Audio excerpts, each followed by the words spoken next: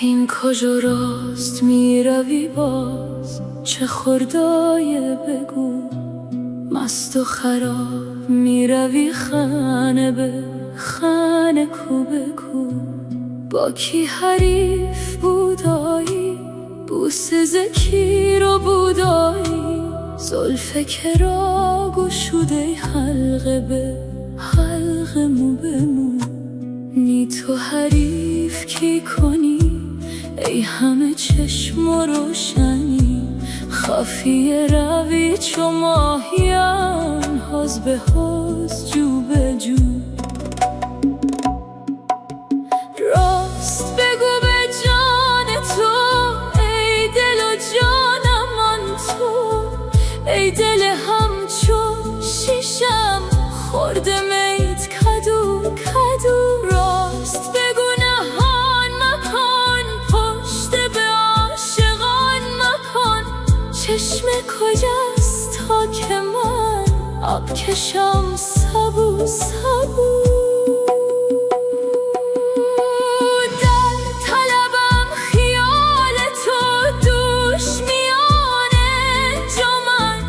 می نشناخت بنده را می نگریست رو به رو.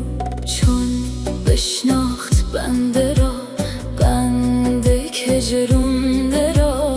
گفت بیا به خانه هی چند روی تو سو به سو.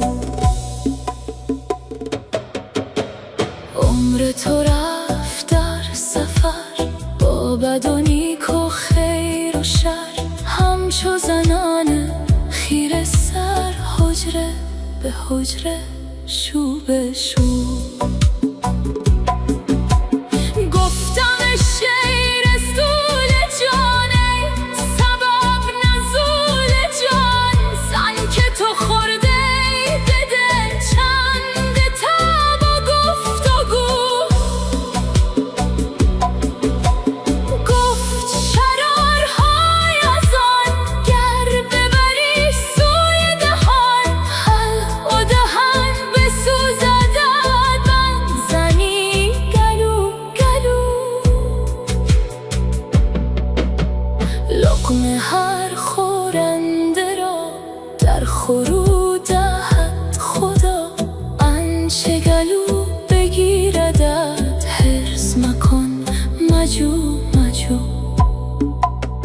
گفتم کو شراب جان ای دل و جان فدای آن. من نام از شتر دلم تا برمم به هی اوه.